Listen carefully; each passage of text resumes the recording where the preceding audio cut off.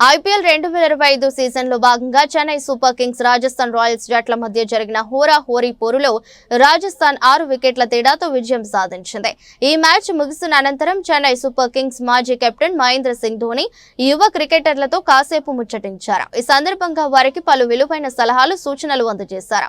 యువ ఆటగాళ్లను ఉద్దేశించి ధోని మాట్లాడుతూ, మీ మీద అంచనాలు పెరిగినప్పుడు ఒత్తిడికి గురి కావద్దు. సీనియర్ ఆటగాళ్లు, కోచింగ్ సిబ్బంది నుండి నేర్చుకోండి. యువ ఆటగాళ్లు 200+ స్ట్రైక్ రేటుతో పరుగులు చేయాలనుకున్నప్పుడు బ్యాటింగ్ లో నిలకడ కొనసాగించడం కష్టమే. అయినా మ్యాచ్ లో ఏ దశలో అయినా సిక్స్లు కొట్టగల సామర్థ్యం వారి సొంతమన్నారు.